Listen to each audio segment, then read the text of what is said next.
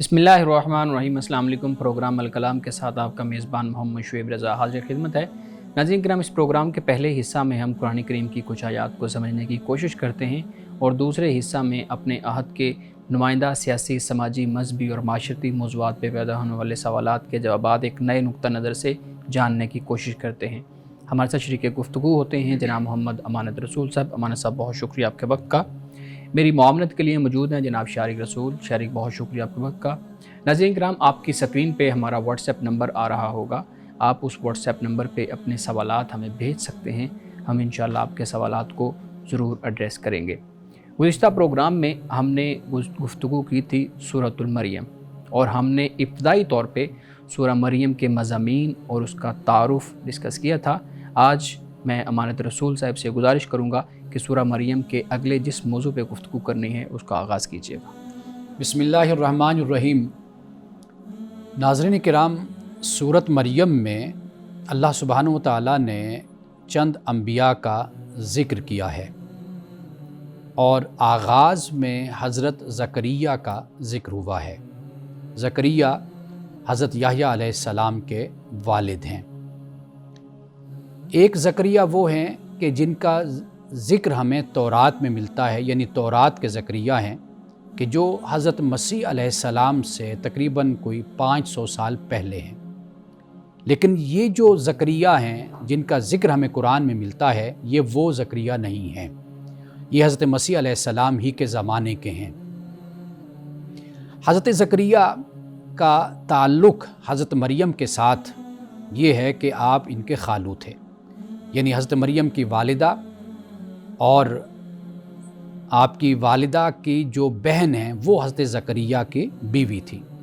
तो इस तरह हज़रत ज़करिया का ताल्लुक़ हज़रत मरियम से खालू का ताल्लुक़ बन जाता है। अब हज़रत ज़करिया दर हकीकत आप अगर लूका की इंजील को हम देखते हैं तो उसमें काहिन का ज़िक्र आपके हवाले से मिलता है कि आप काहिन थे, यानी इससे मुराद ये है कि आप बैतुल मक़दिस के खादिम थे, इमाम थे, आप रूहानी शख्सियत थे और हज़रत मरियम अलैहिस्सलाम के आप सरप्रस्त थे। और बनी इसराइल में मजहबी रूहानी जो ओहदा हैकल सुलेमानी का है वो आपके सुपुर्द था, यानी मजहबी रसूमात जो अदा की जाती थी वो हज़रत ज़करिया अदा करते थे।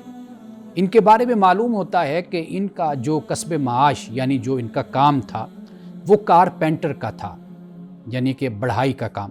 ये मुस्नद इमाम अहमद में हमें इसी तरह इनका ज़िक्र मिलता है। यहाँ पर आपकी दिलचस्पी के लिए मैं ये अर्ज़ करता चलूँ कि अम्बिया अलैहिमुस्सलाम किसी न किसी पेशे से वाबस्ता थे। यानी मिसाल के तौर पर देखिए कि हज़रत शीस इनका ताल्लुक़ तामीरात के साथ था, यानी बिल्डिंग्स बनाना, इमारात बनाना। हज़रत नूह अलैहिस्सलाम का जो काम था वो लकड़ी का काम था, यानी लकड़ी काटना, बेचना। हज़रत इदरीस अलैहिस्सलाम कपड़े का कारोबार किया करते थे। हज़रत हूद और हज़रत सालेह अलैहिस्सलाम ये तिजारत करते थे, कारोबार करते थे। हज़रत इब्राहीम और हज़रत इस्माइल ये खेती बाड़ी भी करते थे और तामीराती काम भी, ये भी इनका पेशा था। आपको मालूम है कि काबा की तामीर हज़रत इब्राहीम और इस्माइल यानी बाप और बेटे ने मिलकर काबा को तामीर किया था। और हज़रत इस्माइल अलैहिस्सलाम के हवाले से हमें यह भी ज़िक्र मिलता है कि तीर कमान भी आप बनाया करते थे। हज़रत शुएब के हवाले से हमें मिलता है कि भाई आप मवेशी पालते थे और दूध बेचा करते थे। हज़रत इसहाक और याकूब और आपके जो साहबजादे थे ये बकरियां चराना, ये एक आमदनी का इनका ज़रिया था। हज़रत लूत अलैहिस्सलाम के हवाले से ये मिलता है कि आप फसलें बोया करते थे, खेती बाड़ी आप किया करते थे। हज़रत मूसा अलैहिस्सलाम के हवाले से दो कारोबार हमें रिवायात में मिलते हैं, एक ये कि खेती बाड़ी और दूसरा बकरियों को चराना। और इसी तरह हज़रत दाऊद अलैहिस्सलाम लोहे की सनात से आपका ताल्लुक़ था। कुरान पाक ने भी इसको बयान किया है, यानी कि आपके लिए मुसख्खर कर दिया गया लोहा, लोहे से आपने बहुत काम लिया। हज़रत सुलेमान अलैहिस्सलाम आप बादशाह भी थे, सुल्तान थे। अल्लाह ताला ने यानी बहुत सी मखलूक़ात आपके कंट्रोल में दी थी, आप चरिंद परिंद की ज़ुबान को भी जानते थे। लेकिन इसके साथ साथ रिवायात में हमें मालूम होता है कि ज़ंबीलें बनाना اور اس کے علاوہ پنکھے بنانا، جو اس وقت اس زمانے میں پنکھوں سے ہوا لیتے تھے، یہ حضرت سلیمان علیہ السلام کام کرتے تھے۔ یعنی اندازہ آپ کیجئے کہ انبیاء علیہم السلام، اللہ کے یہ برگزیدہ ہستیاں، یہ بھی کسی نہ کسی پیشے سے وابستہ تھیں، کاروبار کرتے تھے اور کھیتی باڑی کرتے تھے، بڑھائی تھے۔ یعنی کوئی پیشہ کمتر نہیں ہوتا، ہر پیشہ، خاص طور پر جب انسان حلال کماتا ہے، حلال روزی سے بڑھ کر کوئی چیز نہیں ہے۔ یہ سب سے بڑی چیز، اللہ کی سب سے بڑی نعمت یہی ہے۔ تو ہم ذکر کر رہے ہیں حضرت زکریا کا۔ حضرت مریم کی جب پیدائش ہوئی، آپ کی پیدائش کے بعد آپ کی والدہ نے آپ کی پیدائش سے پہلے ہی نظر مان لی تھی کہ جو میرا بچہ ہوگا میں اس کو دینی کاموں کے لیے وقف کر دوں گی۔ اور پھر اللہ تعالیٰ نے بیٹی دی مریم، تو قرآن دازی کی گئی، تو بار بار 3 دفعہ حضرت زکریا علیہ السلام کا نام نکلا۔ تو اس طرح حضرت زکریا نے آپ کو اپنی سرپرستی میں لے لیا، اور پھر جب آپ بڑی ہو گئیں، ہوش مندی کی عمر میں آ گئیں، تو پھر آپ کو متصل جو حجرہ تھا وہاں پر آپ کو منتقل کر دیا گیا۔ حضرت زکریا کے حوالے سے آپ کی جو شہادت ہے، آپ کو قتل کرنا، پہلے تو آپ کے صاحبزادے حضرت یحییٰ کو قتل کیا گیا، اور جب اس کا وقت آئے گا تو انشاءاللہ ناظرین ہم اس پر بھی بات کریں گے۔ تو حضرت زکریا کے بارے میں یہ مشہور ہے، یعنی 3 باتیں۔ ایک روایت ہمیں یہ ملتی ہے کہ طبی موت آپ کی واقع ہوئی تھی۔ دوسری بات جو مفسرین اس کو بیان کرتے ہیں وہ یہ ہے کہ بنی اسرائیل نے شہید کر دیا، کیونکہ بنی اسرائیل اس وقت سرکش تھے۔ حضرت یحییٰ کے ساتھ ہوا سلوک، حضرت زکریا، حضرت مسیح علیہ السلام کے ساتھ بھی یہی سلوک روا رکھا گیا۔ تو یہاں پر اس بات کو قرآن نے بیان کیا کہ روایات میں، یعنی دوسری بات یہ آتی ہے کہ بنی اسرائیل نے شہید کیا۔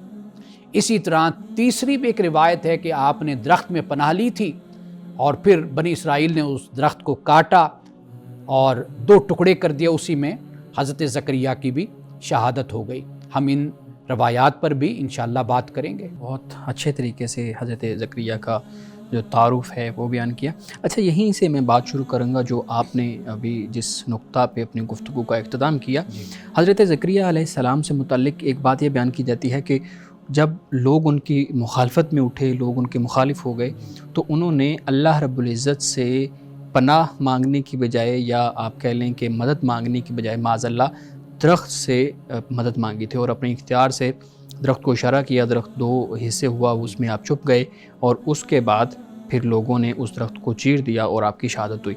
کہا یہ جاتا ہے کہ حضرت زکریا علیہ السلام نے جب اللہ رب العزت سے مدد نہیں مانگی تھی تو اس لیے اللہ رب العزت ان سے ناراض ہو گئے، اور اس لیے ان کو پھر یہ سزا ملی۔ یہ جو روایت ہے یہ بالکل من گھڑت روایت ہے، موضوع ہے، اس کی کوئی بھی سند نہیں ہے۔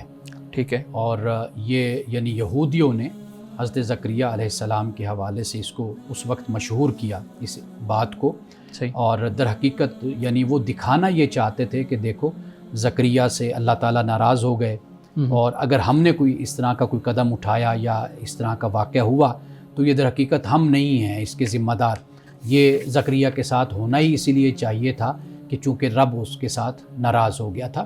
تو یہ اس طرح کی جو ہے نا بے پر کی بات ان کی طرف سے یہ اڑائی گئی تھی، اس کی کوئی حقیقت نہیں، اور اس پر ہم کئی دفعہ پہلے بھی بات کر چکے۔ دیکھیے جو اسرائیلی روایات ہیں، ہم ایسی روایات کے جن کا کوئی ٹکراؤ اور تصادم قرآن کے ساتھ نہیں ہے، یعنی اس کا ایک معیار ہے نا، وہ یہ ہے کہ انبیاء علیہ السلام کی ایک مقام ہے، ایک ان کا مرتبہ ہے، اس مقام اور مرتبے کے خلاف اگر کوئی بات ہوگی، شان نبوت کے خلاف ہوگی، تو وہ کلی طور پر رد کر دی جائے گی۔ ہاں ایسی بات کہ جو قرآن سے ٹکراتی نہیں ہے، متصادم نہیں ہے، اب وہ بات اس پر آپ اس کی نہ تصدیق کریں نہ آپ اس کی تکذیب کریں، اس سے اس کا کوئی تعلق نہیں بنتا۔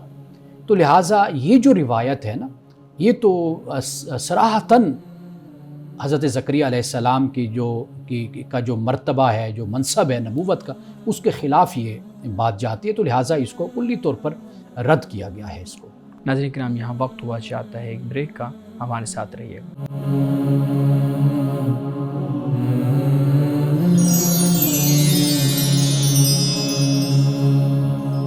वेलकम बैक नाज़रीन। अमाना साहब, हज़रत मरियम का भी ज़िक्र आपने किया, तो उनसे मुताल्लिक भी इसी तरह की बात जो हमने हज़रत ज़करिया अलैहिस्सलाम के बारे में रिवायात मैंने आपके सामने रखी। एक रिवायत ये मिलती है कि हज़रत मरियम की वालदा ने ये मन्नत मानी थी कि अगर मेरे पास जो भी बच्चा होगा उसको मैं वक्फ़ करूँगी इबादत खाने के लिए, खुदा की राह में। तो आज भी कुछ मज़हबी हलकों के अंदर, कुछ मज़ाहिब के अंदर इस तरह का कॉन्सेप्ट है कि जैसे हज़रत मरियम अलैहिस्सलाम को वक्फ़ किया गया था, इसी तरीके से हम भी अपनी किसी बेटी को, बहन को उस इबादत के लिए, इबादत खाने के लिए वक्फ़ करते हैं। इस तरह का कोई तसव्वुर इस्लाम के अंदर मिलता है या इल्हामी मज़ाहिब में मिलता है? देखिए, एक तो ये बात ज़हन में आप रखें ना कि वो हैकल सुलेमानी और उस वक्त जो ज़िम्मेदारी है काहिन के हवाले से, जैसे हमने ज़िक्र किया, यानी एक मजहबी रहनुमा, एक खादिम, तो ये एक तसव्वुर वहाँ पर मौजूद था। ठीक। लेकिन इस वक्त जो सूरत हाल है वो बिल्कुल उससे मुख्तलिफ सूरत बनती है।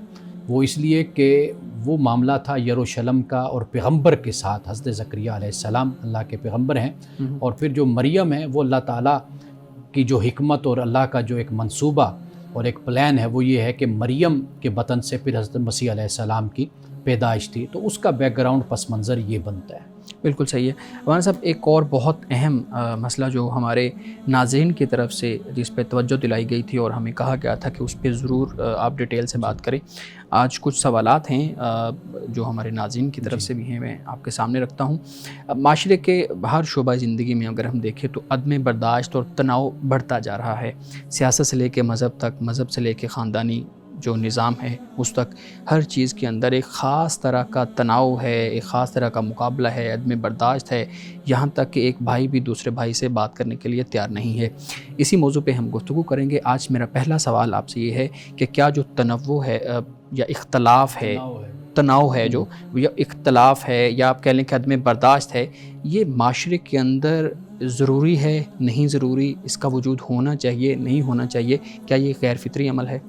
देखिए, इख्तलाफ तो फितरी अमर है, ठीक है, और ये माशरे का हुस्न होता है इख्तलाफ, और ये हो ही नहीं सकता कि जहाँ पे 5-10 लोग हों और उनमें यकसानियत हो और एक ही तरीके से सब सोचते हों।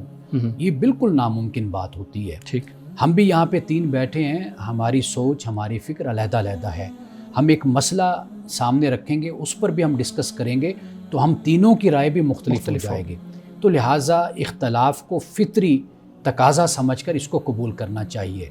और ये जो कोशिश की जाती है ना इत्तेहाद की, कि भाई सारे एक ही तरीके से सोचें, एक ही तरीके से अमल करें, एक ही ढंग से चलें, तो ये नामुमकिन बात होती है। असल चीज़ जो है वो ये है कि आप इख्तलाफ को कबूल करें, ठीक है, और इसको आप इस तरह कबूल करें कि ये अल्लाह सुब्हानहू व तआला का फ़ैसला है, उसकी हिकमत है, जिसने हमें मुख्तलिफ सोच और हमें मुख्तलिफ फ़िक्र दी है। हाँ, असल जो करने वाला काम है वो ये है कि हमें इख्तलाफ को बर्दाश्त करने का जो कल्चर है इसको रिवाज देना चाहिए। बिल्कुल, यानी आप मुझसे इख्तलाफ कर रहे हैं, मैं आपसे इख्तलाफ कर रहा हूँ, तो हमें ये बात कबूल करनी चाहिए कि ये आपका हक़ है और ये मेरा हक़ है कि मैं इख्तलाफ करूँ। यानी बुनियादी अखलाकी अक़दार का, बुनियादी अखलाक हक़ का मसला है। सही। जब हम इसको कबूल कर लेंगे ना, तो उसके बाद फिर ये टेंशन जो हमारे माशरे में तनाव है ये ख़त्म हो जाएगा। बिल्कुल ठीक है। अमान साहब, आपने इत्तेहाद की बात की, हम उस पर भी बात करेंगे। उससे पहले एक बहुत अहम सवाल, आपकी समाजी जो अखलाकियात हैं, जो स्टैंडर्ड्स हैं जिनकी अभी आपने बात की है, उस पर मैं आपके सामने सवाल रखता हूँ। सवाल ये है कि हमारी जो समाजी अखलाकियात होती हैं, जो स्टैंडर्ड्स होते हैं, वो हमेशा एक क़यादत तय करती है। वो सियासी क़यादत हो, वो मजहबी क़यादत हो, वो फैमिली के बड़े हों, वो क़यादत तय करती है कि समाजी अखलाकियात क्या होंगी। हम देखते हैं कि हमारे यहाँ सियासत का मैदान देख लें, हम देखते हैं हमारे यहाँ फैमिली के अंदर बड़े बड़े लोगों को देख लें, और ख़ास तौर पे जब हम मज़हब के डिपार्टमेंट को देखते हैं तो उसमें जो बड़े हैं वो बुनियादी अखलाकी अक़दार और स्टैंडर्ड को तय करने की बजाय जो पहले तयशुदा स्टैंडर्ड्स हैं उनको भी पसे पुश्त डाल देते हैं। तो ये जो अमल है, इस तरह तो फिर बिगाड़ दर बिगाड़ पैदा होता जाता है। आपकी क्या राय है कि उलमा वाकई ही इसके अंदर मुलव्विस हैं या सिर्फ उलमा के ऊपर एक इल्ज़ाम है? देखिए, बदकिस्मती है हमारे माशरे की कि हम देखते हैं कि अगर आज से आप 20 साल पहले, 25 साल पहले देखें, सियासत में और मज़हब में आपको معاشرے کی اور قوم کی رہنمائی کرتے ہوئے بڑے بڑے علماء نظر آئیں گے، بڑے بڑے سیاستدان، کہ جن کی زبانوں سے کبھی آپ نے گالم گلوچ نہیں سنی ہوگی، کبھی بے ادبی اور دوسرے اپنے مخالف کے لیے غلط الفاظ آپ نے نہیں سنے ہوں گے۔ اسی طرح اگر علم کی دنیا میں، مذہب کی دنیا میں اگر آپ دیکھیں گے تو آپ کو ایسے لوگ آگے امامت کرتے ہوئے، قیادت کرتے ہوئے نظر آئیں گے کہ جو بڑے قد کاٹ کے لوگ تھے۔ اب کچھ سالوں سے ہم یہ دیکھتے ہیں کہ ہمیں ایک پستی سی نظر آتی ہے، یعنی اب جن کے پاس قیادت ہے، جن کے پاس امامت ہے، رہنمائی ہے، ان کی زبان بھی ایسے ہے، ان کا کردار بھی ایسا ہے۔ یہ بڑی افسوسناک صورت ہے۔ تو لہٰذا ایسا جو صورتحال اس وقت آپ کو نظر آ رہی ہے معاشرے کی، اس کی وجہ بنیادی طور پر یہی ہے کہ وہ جو کہتے ہیں نا سید القوم، جو الناس علی دین ملوکہم، کہ لوگ اپنے ملوک کے دین پر ہوتے ہیں، یعنی اس کے طریقے پر، اس کے اخلاقیات پر، اس کے طرز زندگی پر، اس کی زبان پر، اس کے بولنے پر، پوری قوم اسی طریقے سے اس کو فالو کرتی ہے۔ یہ جو زوال ہمارے ہاں سیاست اور مذہب میں آیا ہے، یہ سارا اسی کا شاخسانہ ہے کہ جو یہ مشکلات اور اس وقت بحران ہمارے معاشرے میں موجود ہے۔ اس کا جو بنیادی طریقہ ہے وہ یہ ہوتا ہے کہ معاشرے میں صرف یہ دو طبقے نہیں ہوتے، تیسرا چوتھا طبقہ بھی موجود ہوتا ہے، جسے ہم دانشور کا کہتے ہیں، اہل علم کا کہتے ہیں، اہل قلم کا ہوتا ہے۔ اس طبقے کو پھر چاہیے کہ وہ سامنے آئے اور اپنا کردار جو ہے وہ پھر معاشرے کی بہتری کے لیے ادا کرے۔ جب تک دوسرا طبقہ پیرلل سامنے نہیں آتا، کہ جو ایک طبقہ اگر پستی کا مظاہرہ کر رہا ہے تو دوسرا طبقہ اس کے سامنے آئے اور وہ معاشرے کو سنبھالے اور اس کو سہارا دے، اور پھر وہ اس کے اخلاقیات اور اس کے کردار کو بہتر کرے۔ ٹھیک ہے مولانا صاحب، آپ نے اس نقطہ کو واضح کیا ہے کہ واقعی علماء اس کے اندر کسی نہ کسی حد تک اپنا رول پلے کر رہے ہیں۔ میں آپ کے سامنے اگلا سوال یہ رکھوں گا کہ خاص طور پہ مذہب اور سیاست، ان دونوں چیزوں پہ بات کرنا ہمارے معاشرے میں بہت زیادہ جو ہے نا وہ محال ہو گیا ہے۔ اور اگر ہم مذہب کی بات کریں تو خاندان کے دو بھائی آپس میں مذہب پہ بات نہیں کر سکتے، بنا ہوتا ہے گھر کے اندر بھی کہ مذہب پر سیاست پہ بات نہیں کرنی۔ کلاس رومز کو دیکھ لیں، عدم برداشت کا ماحول ہے، اور کلاس روم کے اندر میں ایک جگہ پڑھاتا تھا تو مجھے معلوم ہوا کہ ایک ٹیچر کو باقاعدہ طور پہ کہہ دیا گیا کہ آپ ایک سماجی جو مضمون ہے وہ پڑھائیں گے لیکن اس کے اندر مذہب کو ڈسکس نہیں کریں گے، باقاعدہ طور پہ مختلف اداروں کے اندر یہ کہا جاتا ہے۔ تو کلاس روم تو وہ ہوتا ہے جہاں سے وہ معمار نکلتے ہیں، جو معاشرے کو بناتے ہیں، معاشرے کی قیادت بنتے ہیں، آگے جا کے بڑے بڑے عہدوں پہ آتے ہیں۔ اگر وہیں پہ مذہب کو اتنا سینسٹیو بنا دیا جائے اور مذہب پہ گفتگو ہی بند کر دی جائے تو پھر اس کا نتیجہ کیا نکلے گا؟ اصل جو بات ہے نا اس میں وہ یہ ہے کہ اگر آپ کچھ مہینوں اور سالوں کے پیچھے اگر آپ جاتے ہیں نا، تو یہاں پر جو انتہا پسندی اور شدت پسندی کا جو ماحول بنایا گیا، یہ اس کے اثرات ہیں کہ لوگ مذہب پر بات کرنے سے ڈرتے ہیں۔ صحیح۔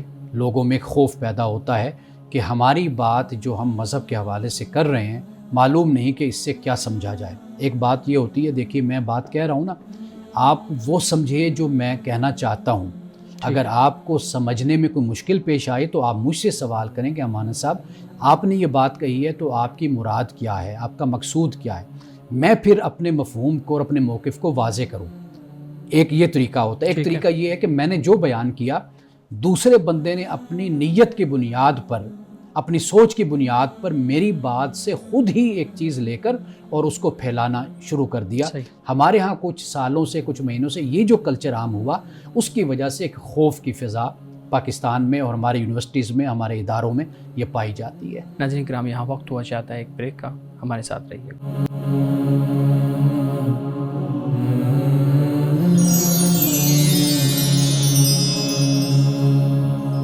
ویلکم بیک ناظرین۔ امانت صاحب، ہم بات کر رہے تھے علماء کا آپس میں اختلاف اور فروعی معاملات کے اندر جو اختلاف ہے، اور خاص طور پہ جب آپس میں علماء بات کرتے ہیں تو برداشت کا جو عنصر ہے وہ بہت کم پایا جاتا ہے۔ ایک ٹرم ہمارے ہاں بہت زیادہ بولی جاتی ہے، اتحاد بین المسلمین کہہ لیں، اتحاد بین المسالک کہہ لیں، اتحاد بین المذاہب کہہ لیں۔ تو اگر آپ کہتے ہیں کہ جو تنوع ہے وہ ہے، اختلاف ہے، فطری ہے، اس میں مسئلہ نہیں ہے، اس کو بنیادی اخلاقی اقدار کے ساتھ ہونا چاہیے، تو پھر یہ جو اتحاد ہے یہ کون سا اتحاد ہے؟ علماء کس اتحاد کی بات کرتے ہیں؟ دیکھیے اصل میں جب اختلاف کے آداب نہ سکھائے جائیں یا اختلاف کو ذاتیات تک لے جایا جائے تو پھر اس کے بعد معاشرے میں جو بے چینی اور اضطراب اور دہشت گردی اور تخریب کاری پیدا ہوتی ہے تو پھر اس کا نتیجہ یہی نکلتا ہے کہ پھر اتحاد لایا جاتا ہے سامنے تاکہ معاشرے میں امن ہو جائے، معاشرے میں سکون ہو جائے اس کے لیے۔ لیکن یاد رکھیے کہ آغاز ابتدا ہمیشہ یہیں سے ہوتی ہے۔ اگر مسالک، علماء اور جتنے بھی مکاتب فکر ہیں اگر وہ اس بات کو سمجھ جائیں کہ دوسرے کا عقیدہ اس کے ساتھ ہے، میرا عقیدہ میرے ساتھ ہے، عقیدے کا مسئلہ ہے، فقہ کا مسئلہ ہے، عبادات کا مسئلہ ہے، وہ دینیات کا مسئلہ ہے، کوئی بھی مسئلہ ہے، اس کی کوئی تشریح کا مسئلہ ہے، کوئی تفسیر کا مسئلہ ہے، سیاسیات کا مسئلہ ہے، تاریخ کا مسئلہ ہے، جو مسئلہ ہے وہ اس کا مسئلہ ہے، جو میرا نظریہ میری سوچ ہے وہ میرے ساتھ ہے۔ اگر یہ رویہ بھی مکاتب فکر میں، مسالک میں، علماء میں یہ پیدا ہو جائے تو میرا خیال ہے کہ پھر اتحاد کی نوبت نہیں آئے گی، اس لیے کہ ہم اختلاف کو سمجھ جائیں گے اور اس کے آداب کو ہم اختیار کر لیں گے۔ میں یہاں پہ ایک چیز ایڈ کروں گا، آپ اس پہ بھی بات کیجئے گا۔ آپ نے کہا کہ اختلاف ہے اس پہ بیٹھ کے بات کی جائے، ہم اور جو اپنا عقیدہ ہے اس کو بیان کیا جائے یا اس پہ رہا جائے۔ ہمارے ہاں ایک ٹرم بولی جاتی ہے کہ میں تو اپنا عقیدہ یا حق اور سچ بیان کر رہا ہوں، اس سے اگر کسی کو تکلیف ہوتی ہے تو میں حق بیان کرنا تو نہیں چھوڑ سکتا۔ تو یہ بھی تو ایک بات ٹھیک ہے ان کی۔ اصل بات یہ ہے کہ یہ جو حق کا لفظ ہے نا، حق تو سب میں مشترکہ ہے، وہ چاہے اہل تشیع ہوں، اہل تسنن ہوں، اہل حدیث ہوں، سب میں حق تو مشترکہ ہے۔ وہ ہے قرآن ہے، وہ رسول اللہ کی ذات ہے، وہ کعبۃ اللہ ہے، وہ عبادات ہیں، وہ عقائد ہیں، وہ معاملات ہیں، اخلاقیات، وہ تو حق سب میں مشترکہ ہے۔ یہ جو آگے کا اختلاف ہوتا ہے نا، یہ تشریحات کا اختلاف ہوتا ہے، یہ اجتہادات کا اختلاف ہوتا ہے، یہ تشکیلات کا اختلاف ہوتا ہے، یہ بالکل مختلف چیز ہے۔ اس میں پھر ایک اسلوب، ایک انداز ہوتا ہے اپنی بات کو بیان کرنے کا۔ مثال کے طور پر اگر کوئی شخص اہل تسنن سے تعلق رکھتا ہے، اب اس نے کسی نظریے اور کسی بات کو اس نے حق سمجھا، درست سمجھا، اس نے اس کو اختیار کیا، صحیح۔ اب اس کو چاہیے کہ وہ اپنی بات کو حکمت کے ساتھ، دعوت کے انداز میں اور نصیحت کے انداز میں اپنی بات کو دوسرے کے سامنے رکھے۔ ٹھیک۔ اس لیے کہ مقصود کیا ہے؟ مقصود یہ ہے کہ دوسرا میری بات کو سمجھے اور میری بات میں اصلاح اگر ہو تو اس کی وہ اصلاح کر دے۔ جب یہ نظریہ اور یہ سوچ خیرخواہی کا نظریہ اور ارادہ ہو تو پھر میرا خیال ہے کہ یہ جو مجادلہ اور مناظرے کا ماحول ہے نا، یہ پھر نہیں بنتا۔ بالکل ٹھیک ہے۔ ہمارے صاحب، ہمارے ناظرین کی طرف سے بھی سوالات ہیں۔ ایک سوال جو بہت اہم ہے، ہمارے معاشرے کا بہت اہم پہلو ہے کہ ایک لڑکا اگر کسی لڑکی کو پسند کرتا ہے اور اس کے لیے نکاح کا، شادی کا پیغام پہنچاتا ہے، دوسری طرف سے لڑکی کی طرف سے انکار کر دیا جاتا ہے، تو اب وہ کہہ رہے ہیں جی لڑکا پھر کال کر کے یا دوسرے لڑکوں کو نمبر دے کے تنگ کرنے والی صورت بنا دیتا ہے، فیملی کے ممبرز کو، بھائیوں کو اس لڑکی کے بارے میں پسند کرتا ہے۔ یہ کیسا عمل ہے؟ وہ لڑکا گناہ کا مرتکب ہوگا نہیں ہوگا؟ اور اس صورت میں لڑکی کو کیا رویہ اختیار کرنا چاہیے؟ دیکھیے، پہلی بات تو یہ ہے کہ ایسے جو معاملات ہوتے ہیں نا، اس کی کوئی عملی صورتیں ہوتی ہیں، انتظامی صورت ہوتی ہے۔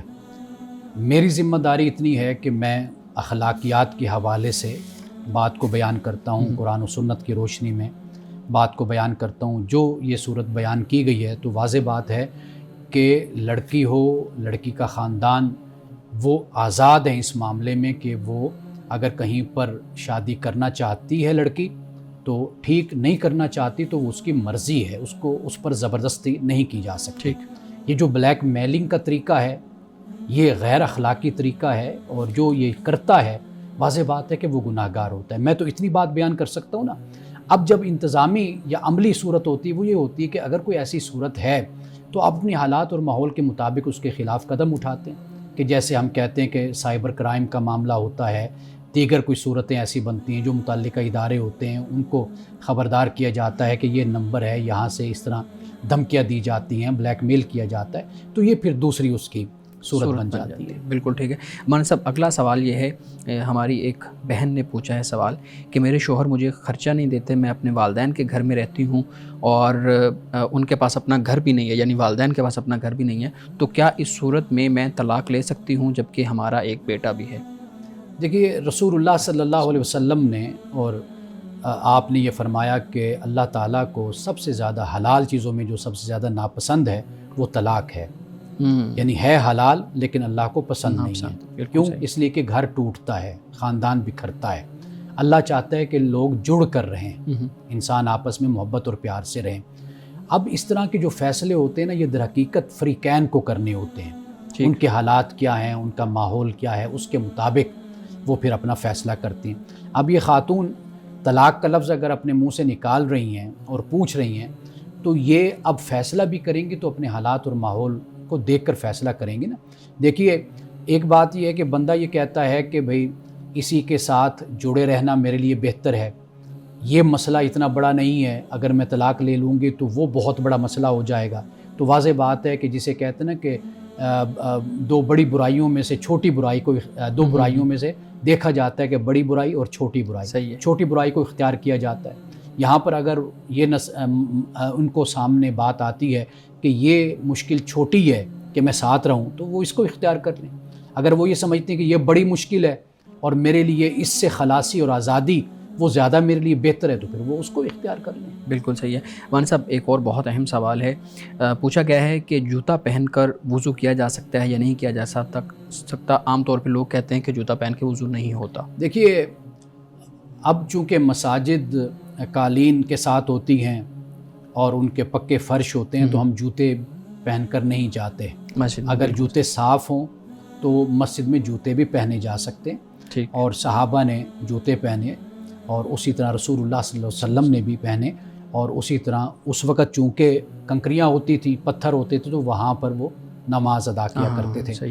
تو اگر کوئی شخص نئے جوتے پہن لیتا ہے، مثال کے طور پر لے کر مسجد میں جاتا ہے، تو وہ نئے جوتے پہن کر نماز ادا کر سکتا ہے، جس طرح موزے پہن کر ہم نماز پڑھ لیتے ہیں۔ تو اس لیے جب نماز کے لیے کوئی ایسی پابندی نہیں ہے تو وضو کرنے میں بھلا کیا پابندی ہو سکتی ہے؟ تو اس لیے کہ وضو صرف وضو ہے کہ آپ نے یہ عمل کرنا ہے، اس سے آپ کا وضو ہو جاتا ہے۔ تو لہٰذا جوتے پہنے نہ پہنے اس سے وضو پر کوئی اثر نہیں پڑتا۔ بالکل صحیح ہے۔ ایک اور سوال ہے، کہتے ہیں جی ہمارا جو کاروبار ہے 1 سال ہو گیا ہے، وہ نہیں چل پا رہا، اس میں کوئی فائدہ نہیں ہو رہا، نقصان پہ نقصان ہو رہا ہے، تو آپ مہربانی کر کے کوئی حل بتا دیں۔ دیکھیے، پہلی بات تو یہ ہے کہ ہمیشہ میں یہ بات کہتا ہوں کہ آپ اسباب اور عوامل پر غور و فکر کریں۔ ممکن ہے کہ اور وجوہات ایسی ہوں کہ جن بنیادوں پر آپ لاس کر رہے ہوں اپنا، اور کئی دفعہ ایسے بھی ہمارا حال ہوتا ہے کہ ہم اپنی غلطیوں کو نہیں مانتے، اپنے اوپر غور و فکر نہیں کرتے، سوچتے نہیں ہیں۔ تو ہم اپنا احتساب کریں، اکاؤنٹیبلٹی کریں، ہم دیکھیں کہ اگر بزنس نہیں چل رہا تو کوئی ایسی بات تو نہیں ہے کہ جو میری طرف سے ہے کہ جس کی وجہ سے کاروبار نہیں آگے بڑھ رہا۔ دوسری بات یہ ہے کہ کئی دفعہ ایسے ہوتا ہے کہ ہماری اسیسمنٹ غلط ہوتی ہے، یعنی ہم کوئی 1 کروڑ 2 کروڑ روپے لگا کر بیٹھ جاتے ہیں، جو چیز ہم بیچنے کے لیے رکھتے ہیں اس کی کوئی مانگ نہیں ہوتی، اس کی مارکیٹ نہیں ہوتی، یا ایسی جگہ پر بیٹھے ہیں کہ جہاں پر وہ چیز بکنے والی نہیں ہوتی، یعنی صحیح پلاننگ اور صحیح منصوبہ نہیں ہوتا، اس پر بھی غور و فکر ہونا چاہیے۔ تیسری بات یہ ہے کہ یہ سب کچھ آپ نے کر لیا، پھر 5 وقت کی آپ نماز پابند بنیں، اللہ سے دعا کریں، اللہ تعالیٰ ضرور اپنے بندے کی سنتا ہے۔ آپ گڑ گڑا کر خدا سے مانگیں، دعا کریں، اللہ تعالیٰ برکت ڈالے گا آپ کے بزنس میں۔ جی بہت شکریہ۔ ناظرین کرام، یہاں وقت ہوا چاہتا ہے ایک بریک کا، ہمارے ساتھ رہیے۔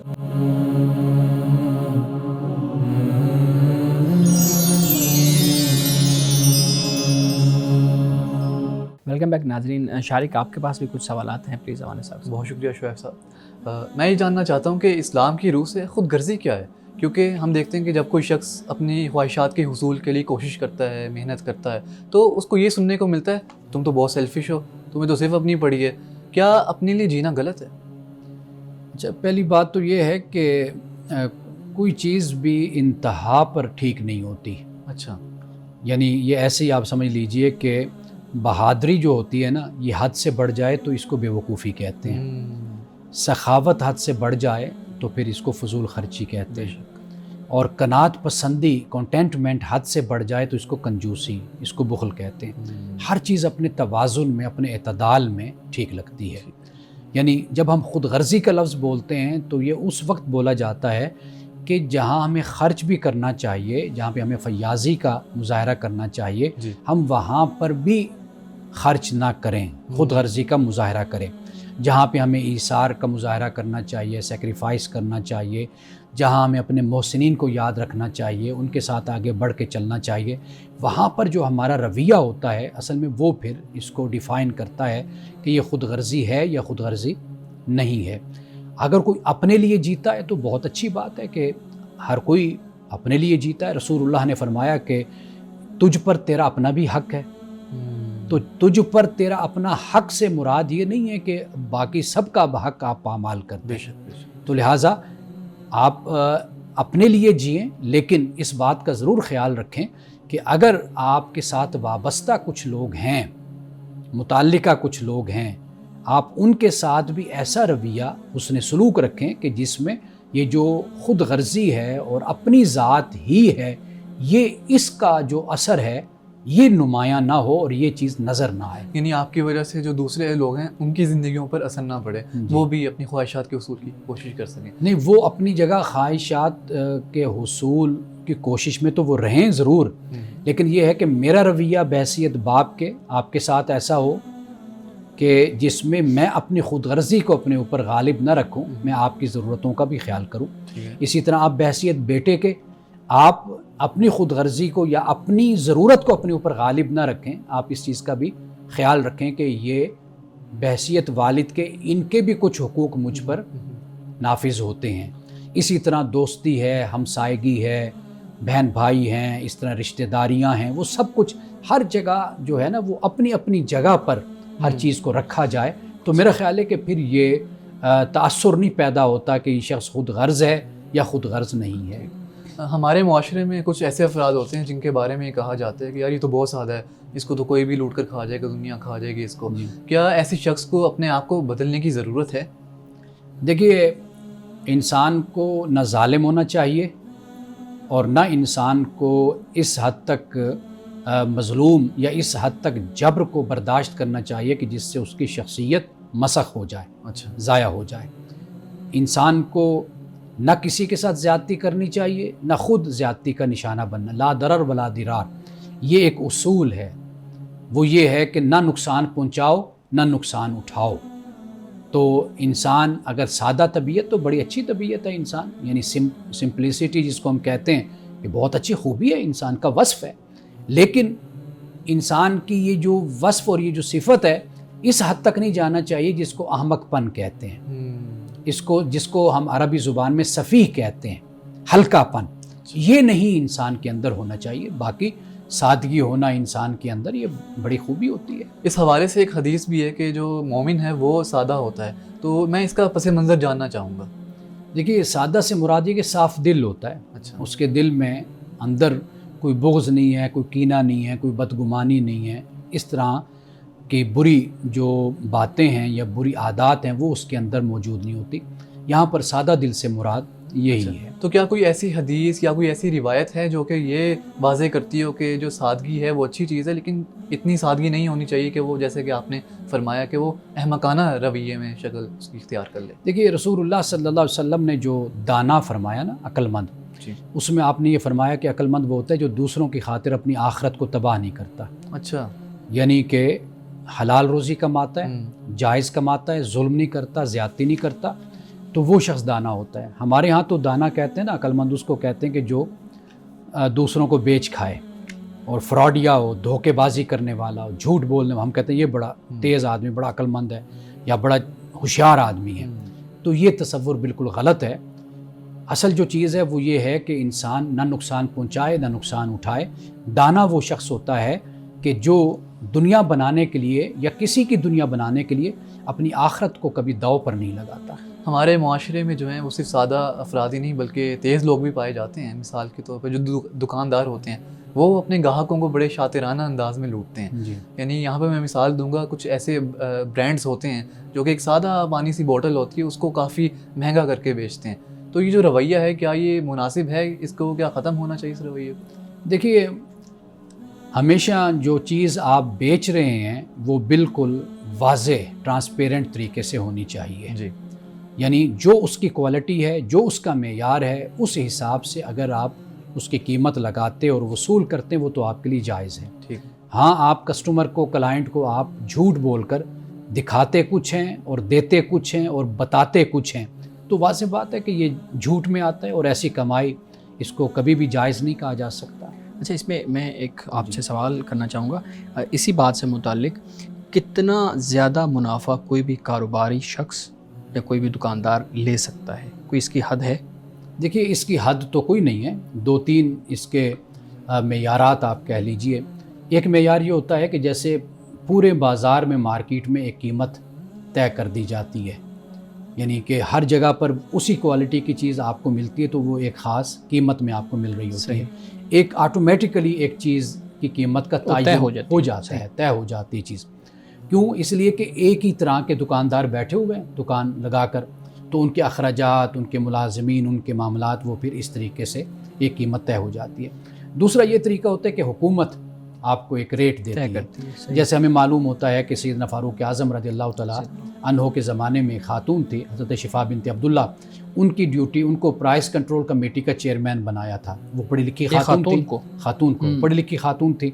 वो फिर दुकानों पर जाकर कीमतें चेक किया करती थी कि भाई क्या सूरत हाल है। ये दूसरा तरीका हो जाता है। तीसरा ये है कि आप दयानतदाराना तरीके से आप देखते हैं कि आपके अखराजात क्या हैं, आप किस लेवल का कारोबार कर रहे हैं, आप उस चीज़ को मद्देनज़र रख कर फिर कीमत का तयन करते हैं। सही।